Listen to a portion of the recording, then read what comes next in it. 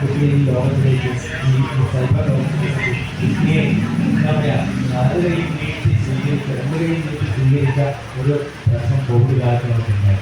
ഇല്ല, നമ്മൾ തന്നെ കുട്ടിയെ പറഞ്ഞു വിട്ടു. 4ാം ക്ലാസ്സിൽ പഠിക്കുന്ന കുട്ടിയെ തൊട്ട് പിന്നെ PG PhD ചെയ്യുന്ന ആളുകളെ വരെ നമ്മൾ സൈബർ ലോകത്തേക്ക് പറഞ്ഞു വിട്ടു. ഇനി അതിന് തിരിച്ചു വരവ് സാധ്യമല്ല.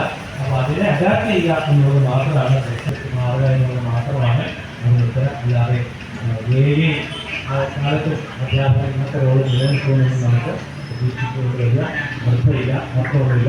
മറ്റൊരു പ്രശ്നം നമ്മൾ നേരിട്ടത് ലൈബ്രറിയുടെയും വായനയുടെയും രംഗത്താണ്. ഒരു 10-20 വർഷം മുമ്പ് ഇതേപോലെ ഒരു ചർച്ചാ ക്ലാസ്സിൽ ഞാൻ സംസാരിക്കുകയും ഒരാജ്ഞയുണ്ടായി. അപ്പൊ അതിനെതിരെ ഓരോ വാദിച്ചവർക്ക് ഒരാൾ ഞാനുമാണ്. പക്ഷെ കാലം ഇങ്ങനെ കടന്നു വന്നപ്പോൾ നമ്മൾ ഇനി എന്തൊക്കെ പറഞ്ഞാലും പഴയ രീതിയിൽ കുട്ടികൾ വായിക്കുന്നില്ല എന്നുള്ള സത്യം നമുക്ക് വേണമെങ്കിൽ കണ്ണടച്ചിരുത്താക്കാം. പക്ഷേ ലൈബ്രറിയുടെ യൂസേജ് കുറഞ്ഞിട്ടുണ്ട്. വർത്തമാന പത്രങ്ങൾ വായിക്കുന്ന എത്ര കുട്ടികൾ നമ്മുടെ വീട്ടിൽ തന്നെ ഉണ്ട് എന്ന് നമ്മളൊരു പരിശോധന നടത്തിയ ഞാനീ പറയുന്നത്. എന്താണ് നമ്മൾ ചെയ്തു കൊടുക്കാൻ മതി? നമ്മൾ ഈ മാമൂലുകളെ കൊണ്ട് പിടിച്ചുകൊണ്ടിരിക്കുന്ന കാര്യമൊന്നുമില്ല. വർത്തമാനപത്രം വായിക്കണം എന്ന് പറയുമ്പോൾ നമ്മൾ ഡിജിറ്റൽ ന്യൂസ് പേപ്പർ ആയിരിക്കും വായിക്കുന്നത്. അതിനുള്ള സാഹചര്യം നമ്മൾ എത്തിച്ചു കൊടുക്കുക എന്നുകൊണ്ടാണ് ഇത് പറഞ്ഞു വന്നത്. ലൈബ്രറിയിൽ നമ്മുടെ വായനയിലുള്ള കുറഞ്ഞു വരുന്ന ഒരു കാലം കൂടിയാണ്. ആ കാലത്തിലേക്കാണ് അതിർത്തി നമ്മളെ കൊണ്ടുപോകുന്നത്.